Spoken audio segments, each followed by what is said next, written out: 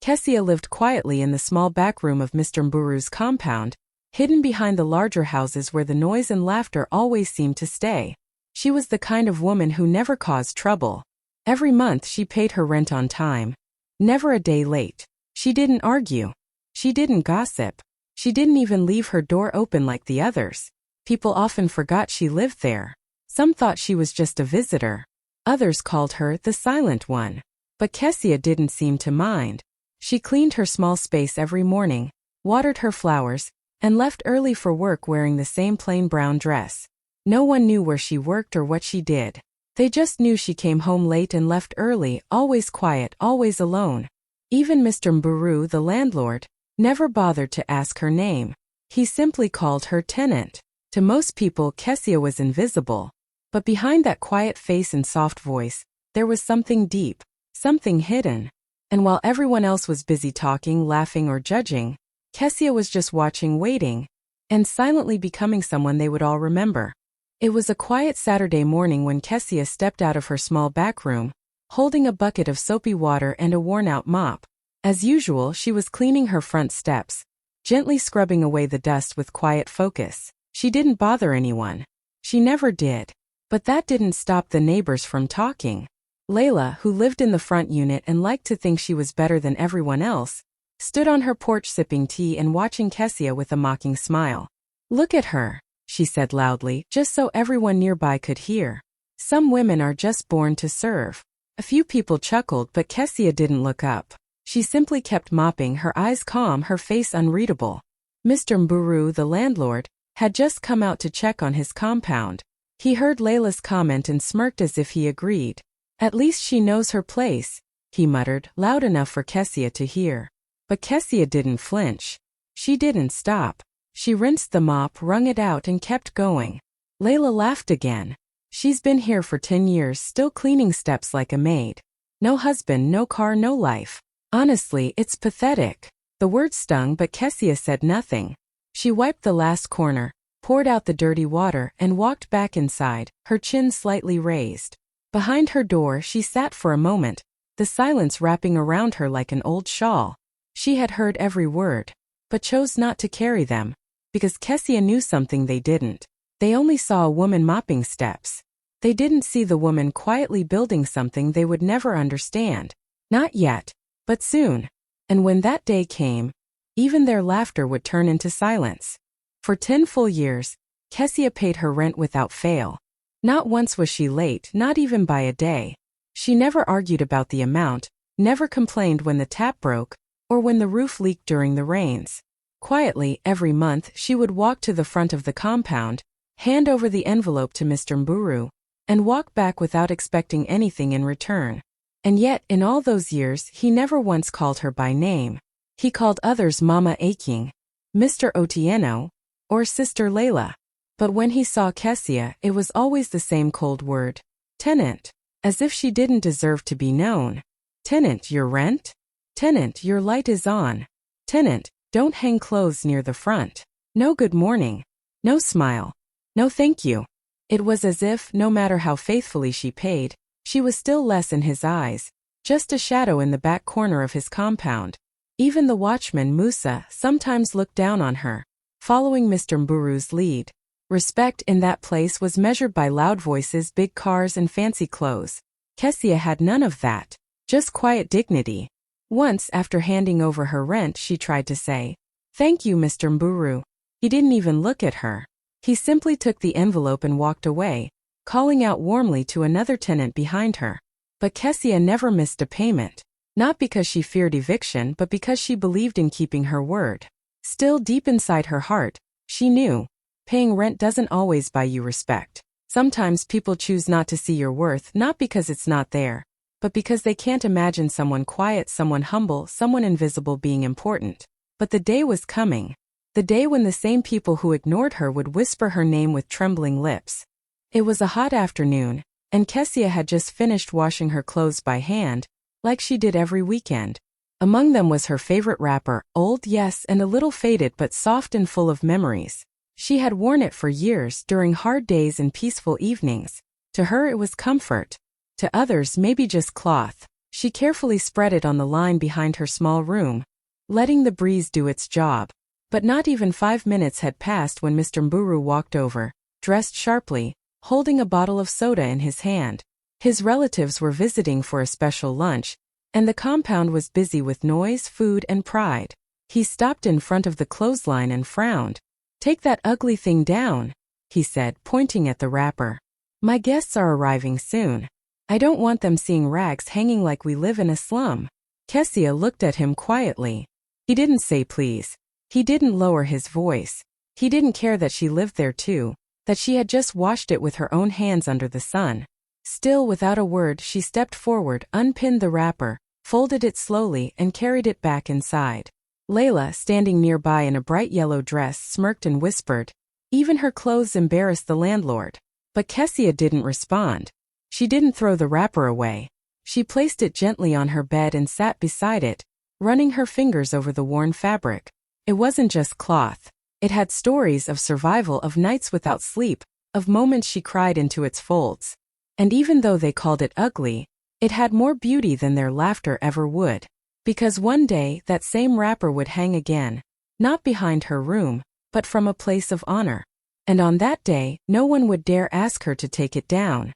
Mama Tiri was the oldest tenant in the compound, a kind, sharp-eyed woman with silver hair wrapped neatly in a patterned scarf. She had lived there long before even Mr. Mburu inherited the place. Everyone respected her and she respected everyone, but she especially watched Kessia. While others gossiped or laughed, Mama Tiri observed in silence. She noticed how Kessia never raised her voice, how she always swept her little corner of the compound, how her clothes were plain but clean, and how she never forgot to water the small plant outside her door.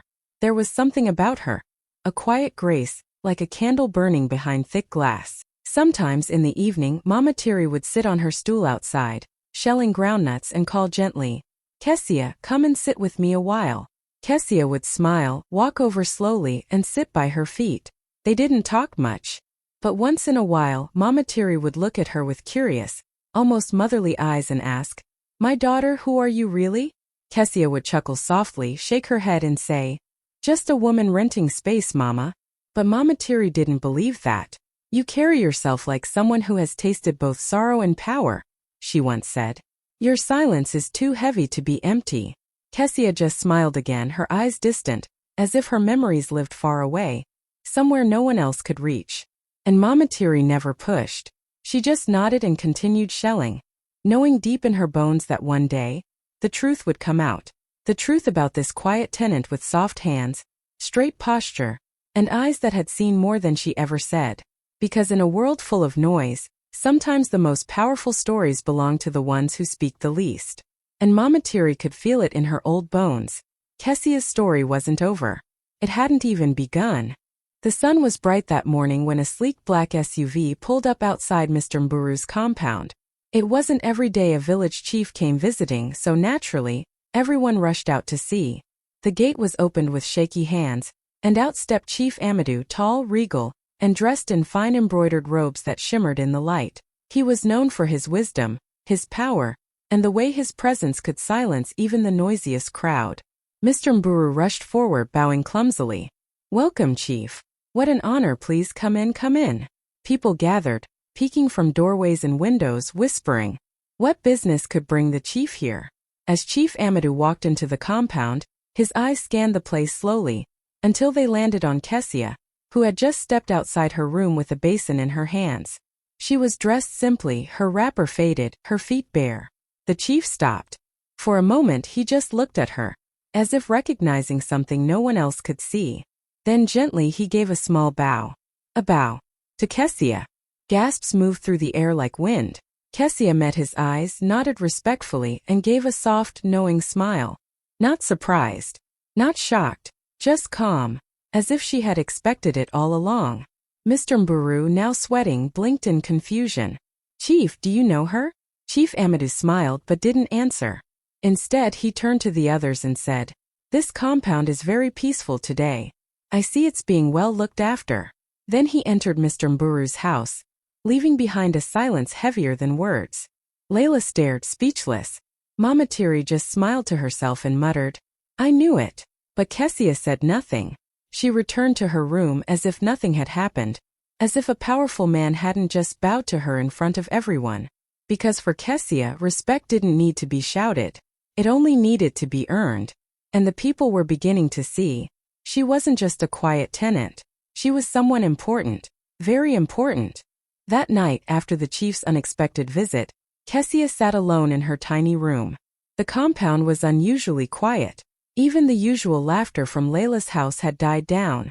Outside her window, the moon hung low, bathing her small space in soft silver light. She reached for the old wooden drawer beside her bed, the one that squeaked every time she opened it. Inside, tucked beneath a stack of carefully folded wrappers, was a sealed envelope. The paper had yellowed slightly with time, but the deep green stamp remained bold. Nalero Trust Foundation. She stared at it for a long while, her fingers gently tracing the edge. It had arrived years ago, delivered by hand. She remembered the day clearly, but she hadn't been ready to open it then. So she placed it in the drawer and waited. Tonight felt different. Maybe it was the way Chief Amadou had looked at her. Maybe it was the weight of silence that followed her everywhere lately. Or maybe finally it was time. She slowly broke the seal. Inside was a letter, written in graceful handwriting. It began simply, "To Kessia Nalero, rightful heir of the Nalero legacy." Her hands trembled. The words told a story few knew. Of land passed down from her grandmother, of shares in a foundation meant for community upliftment, of legal ownership quietly protected in her name until she was ready. It was all hers. And it had been for years. Tears welled up in her eyes. Not out of greed, not out of surprise, but because someone somewhere had believed in her enough to give her something powerful, without noise, without force, just like her. She folded the letter carefully and placed it back in the envelope. Outside, the world still saw her as the quiet tenant. But now she knew the truth, and soon so would everyone else. The silence was almost over. It was the first Monday of the month, and as always, Kessia stepped out early with her rent in a neatly sealed envelope. She wore her usual calm expression, holding the envelope with both hands as she walked to the front of the compound where Mr. Mburu sat in his chair, sipping tea and chatting with Layla. She greeted them politely. "Good morning, sir. I've brought the rent." Mr. Mburu didn't even reach for the envelope. He glanced at her, then looked away with a scoff. "Keep it," he said sharply. "We don't need your money this month." Kessia blinked, confused. "Sir." He turned to her fully now, his voice louder so others could hear. "You people should be grateful we even let you stay here. Always acting quiet and proud like you own the place. If this were up to me, I'd clear out that back corner and build proper rooms for better tenants." Layla laughed. "She thinks paying rent makes her special." Kessia's hand was still outstretched, holding the envelope. Slowly she lowered it. She felt the sting of humiliation, not because of the money, but because she had given nothing but respect, for 10 whole years, and now even her rent was treated like trash. But she didn't argue. She didn't plead. She simply nodded, folded the envelope, and walked back to her room. Behind her door, she sat in silence for a long time. She opened the drawer again, the same one that held the letter from the Nalero Trust Foundation. She placed the envelope of rent money next to it. Her hands were steady now. She had stayed silent long enough, paid faithfully long enough, been invisible long enough. The landlord thought he was pushing her down, but he was unknowingly pushing her forward, toward a moment that was coming faster than anyone could see. A moment that would flip everything. And when it arrived, it wouldn't be loud. It would be quiet, just like her. But it would shake the whole compound. It happened on a Tuesday morning. Kessia had just returned from the market, holding a small bag of vegetables when she saw it. A large red paper slapped across her wooden door, flapping slightly in the breeze. The bold black letters screamed, "Eviction notice, 7 days or out." For a moment she just stood there, staring at it. The same door she had opened and closed quietly for 10 years, now marked like a warning. From across the compound, Layla burst out laughing. She had been watching from her window. Phone in hand, she snapped a photo and giggled loudly. "Ah, finally. That back room can be turned into a storehouse or something useful." People peeked from their rooms. Some whispered. Others shook their heads and went back inside. No one said a word to Kessia. And Mr. Mburu? He strolled out casually and pretended not to notice her standing there. "Nothing personal," he said without making eye contact. "We just want to renovate. This place needs better tenants. More modern people." Kessia didn't respond. She walked past the notice, opened her door slowly and stepped inside, closing it gently behind her. No tears. No shouting. Just silence. She placed her bag down, walked to the drawer and opened it. The rent envelope was still there. So was the letter from the Nalero Trust Foundation. She took a deep breath, then picked up both and sat on her bed. She wasn't afraid. She wasn't angry. She was ready. They thought they were pushing her out, but they were only opening the door to her truth. Let them laugh. Let them post pictures. Because in 7 days, the woman they were trying to throw out would become the woman they would answer to. The clock had started ticking, but not for her. For them. The courtroom was packed. Mr. Mburu had arrived with confidence, dressed in a sharp gray suit, surrounded by his lawyer and a few smug supporters, including Layla, who wore a bright red dress and matching lipstick. They whispered and smirked, certain that Kessia wouldn't even show up. Or if she did, she'd come in quietly like she always did, small, shy, and invisible. But when Kessia entered the room, the air shifted. She wasn't wearing her usual plain clothes. She was dressed in elegant, flowing ancestral attire, deep blue with golden embroidery that shimmered under the courtroom lights. Her head wrap stood tall and proud, and her back was straight like royalty. Even her footsteps carried weight. People turned to stare. Even the judge paused. Kessia walked calmly to her seat, not looking left or right, and placed a folded document gently on the table before her. Mr. Mburu frowned. Layla's smile faded. The proceedings began. Mr. Mburu's lawyer spoke confidently about renovation plans, property rights, and how the tenant had been kindly asked to vacate. The judge nodded, flipping through papers. Then he picked up the document Kessia had submitted and squinted at the name. A long pause. He looked up. Then with a clear voice he read aloud, "Kessia Nalero, heiress of the Nalero Trust Foundation." The room froze. Gasps echoed through the courtroom. People turned to each other in shock. Mr. Mburu's mouth fell open. Layla stared like she had seen a ghost. The judge cleared his throat and continued, now with more respect. "According to this deed, the land in question was purchased by your grandmother and held in trust under your name." Kessia simply nodded. She didn't gloat. She didn't smirk. She just sat there still and calm, as the weight of her truth filled the room. For years they had ignored her. Today they heard her name, and it thundered louder than any voice in that courtroom. She had arrived in silence, but left that room as someone the world. The courtroom was still, the kind of silence that presses on your chest and makes your heart beat loud in your ears. Mr. Mburu's confident posture had collapsed into something shaky. He clutched the edge of the table, staring at the judge as if he had misheard. But the judge said it again, slower this time. "Kessia Nalero, heiress of the Nalero Foundation, owner of 5 registered estates across the lake." Whispers rippled through the room like a wave. Some people gasped. Others covered their mouths. Even the court clerk blinked in disbelief. Mr. Mburu swayed slightly, gripping his seat for balance. His lawyer leaned in, confused. Layla sat frozen, her phone still in her hand, but she wasn't recording anymore. Kessia sat calm, still in her royal blue attire, hands folded in her lap, eyes forward. She didn't flinch. She didn't smile. She simply existed fully, boldly in her truth. For years she had been the quiet tenant, the woman no one greeted properly, the one they mocked for mopping her steps, for wearing old wrappers, for having no car, no husband, no name. But now her name filled the room. Nalero. A name tied to legacy, land, and silent power. The judge continued. "All documents are verified. This eviction was not only unlawful, it was directed at the rightful owner's descendant." Mr. Mburu opened his mouth but no words came out. His lips trembled. His knees nearly buckled. All this time the land he bragged about owning belonged to her. The woman he called tenant was actually the rightful heir. Layla looked around in panic, but no one was laughing anymore.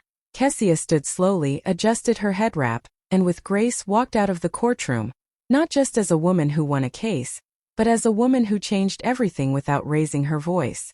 Her name wasn't just known now. It was remembered. As the courtroom murmur slowly faded, All eyes turned to Kessia. She stood gracefully, her steps calm and measured, and reached for the simple brown handbag she had carried in every season. The same bag people once thought carried nothing but groceries or coins for the market. But today it carried truth. Kessia unzipped the bag slowly and pulled out a thick, worn envelope. With care, she opened it and revealed a large, neatly folded document. She held it up with both hands and walked toward the judge's bench, placing it gently before him. "This," she said softly but clearly, "is the original deed. This land, this very compound, was bought by my grandmother Yena Nalero many years ago. She registered it under our family name." The judge unfolded the document, adjusted his glasses, and began to read. His expression changed from curiosity to confirmation. He nodded slowly. The courtroom held its breath. Kessia turned and faced Mr. Mburu. Her voice didn't rise, but it carried weight. "For the past 10 years you've collected rent from me, and from every tenant here, without knowing you were sitting on land that didn't belong to you." Mr. Mburu looked like he'd been slapped. His face turned pale. I didn't know," he stammered. "I know," Kessia said gently. "That's the part that hurts most. You never even cared to ask." Gasps swept the room again.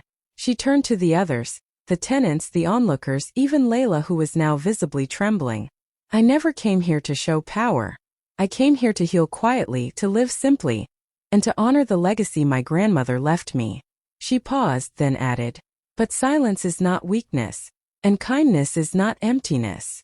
She picked up her bag, nodded respectfully to the judge, and walked back to her seat. No shouting, no pride, just the quiet voice of truth finally spoken. By the next morning the entire neighborhood knew. It started with whispers at the market, then phones lit up with messages and photos. "Did you hear? The quiet woman from the back house. She owns the whole compound. The land belongs to her family." Within hours the compound gate was surrounded. People stood outside with wide eyes, pointing, murmuring, trying to peek inside. Some came out of curiosity, others out of guilt. Even those who had once walked past Kessia without a glance now pressed themselves against the fence, hoping to catch just one glimpse of her. Inside the compound the tenants stood quietly, unsure of what to do. The same voices that used to mock her were now silent. The same eyes that once looked down on her were now full of wonder. Mama Tiri sat at her usual spot, nodding slowly as she watched it all unfold. "I told them," she whispered to herself. "I told them she wasn't ordinary." Layla, on the other hand, didn't come outside. She closed her curtains tight, locked her door, and stayed hidden. The girl who once laughed the loudest now couldn't face the woman she called a servant. As for Mr. Mburu, he paced nervously in his room, his phone ringing nonstop. The landlord, now exposed, was suddenly just a man who had built his pride on borrowed ground. Then the door to the back unit opened. Kessia stepped out, dressed simply again. No royal outfit, no jewelry, just herself. But this time the air changed. People moved back with respect. Whispers softened. She didn't say much. She just walked to the gate, looked at the crowd, and nodded politely. And just like that, without shouting, without revenge, she became someone they all recognized. Not because she demanded it, but because truth, once revealed, doesn't need to scream. It simply stands and the world listens. The next day, the atmosphere in the compound was completely different. The same place where Kessia had once walked unnoticed now felt like a palace preparing for a queen. People who had never even said good morning were now standing up straight when she passed, nodding quickly, trying to smile. Some even called her Madam Kessia. Kessia didn't walk with arrogance. She didn't rush or pretend. She moved with the same calm grace she always had, but now every step echoed louder. As she made her way through the compound, people parted like waves. A few children tried to run up to her, but their parents pulled them back respectfully. Even Mama Tiri stood slowly, her eyes wet with pride. "You're your grandmother's child," she whispered with a trembling voice. Kessia stopped and hugged her gently. "You always saw me, Mama," she said softly. Then came the biggest surprise. Mr. Mburu himself came forward, holding a tray with 2 cups of tea. His hands were shaking slightly, his usual smirk replaced with a forced smile. "Good afternoon, Madam Kessia. I made you tea," he said, eyes avoiding hers. She looked at him, then at the tray. She smiled kindly but didn't take the cup. Instead, she spoke clearly, her voice steady. From today, she said, everyone here pays fair rent. No more favors for some, no more insults for others. And yes, Mr. Mburu? She looked at him directly. That includes you. A hush fell over the compound. Layla, peeking from behind her curtain, sank lower. Mr. Mburu's face flushed. He nodded quickly. Yes, of course, absolutely. Kessia turned to walk back to her room, the same room where she had once been ignored, insulted, and nearly thrown out. But now every eye followed her. Not because she shouted, not because she threatened, but because quiet power once revealed doesn't ask for respect, commands it. The next morning, the sun rose quietly over the compound. Birds chirped, children played in the distance, and for the first time in years, there was no shouting, no insults, no tension in the air. But something new appeared on the front door of Kessia's flat, a small white note, neatly written in bold black letters. It read, "Real power doesn't speak loudly. It pays rent in silence, until it owns the house." First, only a few people noticed it, but word spread fast. One by one, neighbors walked by, slowing down to read it. Some read it twice. Some just stood there, staring at it like it was a mirror. The same woman they used to ignore. The same woman they mocked for being quiet, for dressing simply, for never inviting anyone in. That same woman had written a message that hit harder than any speech or argument ever could. Mr. Mburu saw it too. He stood frozen for a moment, then quietly turned away without a word. Layla stood behind her curtain, reading it over and over again. Her hands clenched. Her pride stung. But even she couldn't deny the truth of it. Kessia didn't come out that morning. She didn't need to. The message had already walked through the compound for her. She had spoken, not with her voice but with her story. And in just one sentence, the woman they once ignored became the woman they now deeply respected.